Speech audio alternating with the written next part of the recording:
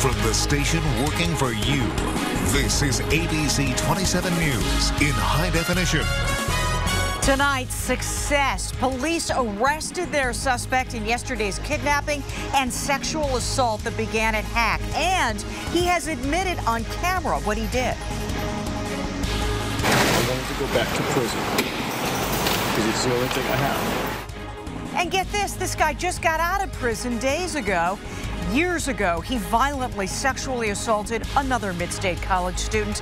Tonight, we're going to bring you live team coverage. Good evening. I'm Alicia Richards. Dennis has the night off. It was a dramatic manhunt throughout the day in and around Harrisburg. It ended with 52-year-old Clarence Schaefer captured. Our Dave Marcheskie has been following this since it all began yesterday. He begins our team coverage. Dave.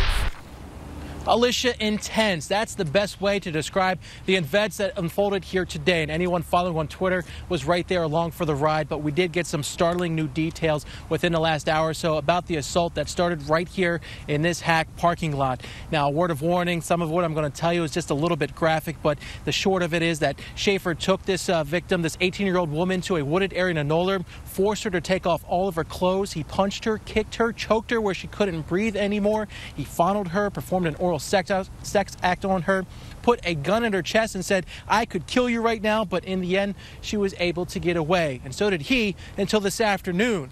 Check out this video ABC 27 obtained from a neighbor who captured this all on his cell phone.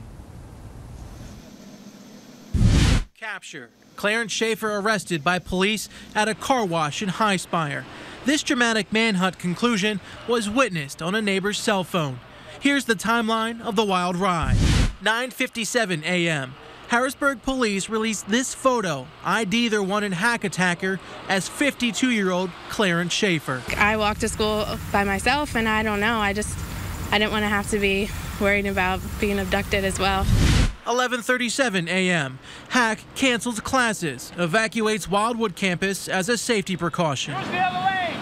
Let's go! Traffic is backed up as students scramble off Hack Main in Harrisburg. 12:04 p.m. State police chopper scans overhead. Harrisburg police set up a command center on the campus's west parking lot, Schaefer's last known location. Detectives search Reservoir Park, try to track down what they call an armed and dangerous threat. False alarm. Leads come in, but one is finally him. About 1:45 p.m. Schaefer was spotted at Turkey Hill in High Spire in a black SUV. He bolted from police next door to this car wash, where he was arrested. When our cameras caught up with him, his head was down inside a squad car. About 2:15 p.m. at Harrisburg's police station, this is how Schaefer reacted to his capture. Clarence, anything you want to say? Away from me, that's what I'm going to say. Teamwork and good police hustle protected our community from further danger. In the end, nobody was hurt.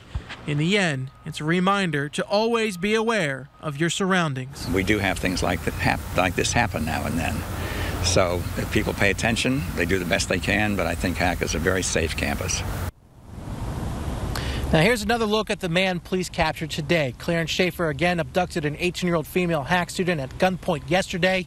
He attempted to rape her, but she was able to get away. Again, many people tonight are thanking for police for capturing this criminal. Not too long ago, Harrisburg Police Department wrapped up a briefing with a startling details on a confession, and that's where we bring in our Dan Carrigan with that side of the story. Dan. Dave, good evening. We have some new details for everyone at this 6 o'clock hour. We also have some brand new video.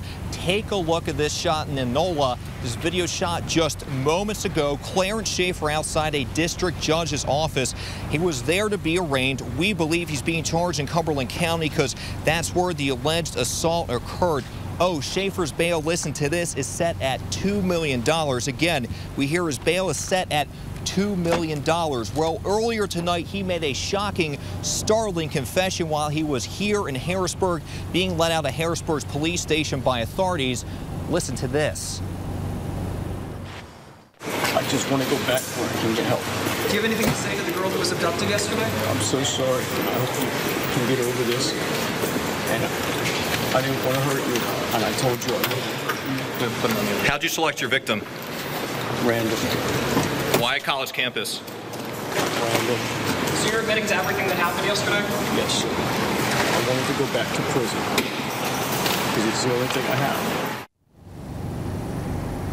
He says he wants to go back behind bars. That's where he appears to be tonight. And guys, at one point he said he called prison, he called jail his home. Alicia, let's send it back to you. This is obviously a guy with big problems, and boy, that's incredible video to watch. Good job, Dan. Thank you very much. And we did mention that Schaefer just got out of prison. He did. He was in for years. Now, if the DA has anything to do about it, he's going to go back for a very long time. Jeannie Flitner continues our team coverage. Jeannie.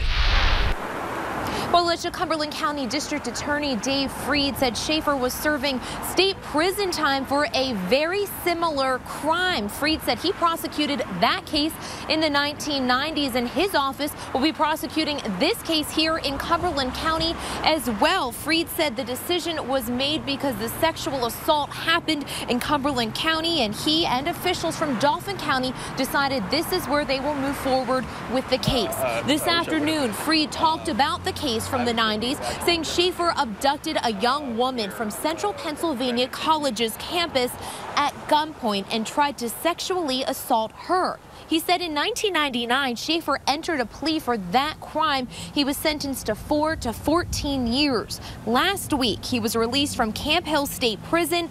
Dave Freed said it's scary that this happened again, but because it's allegedly very similar to the first case, Schaefer is looking at a much stricter penalty. Upon conviction, we could be talking about definitely a 25-year mandatory, maybe even life. And certainly we're going to pursue everything we can.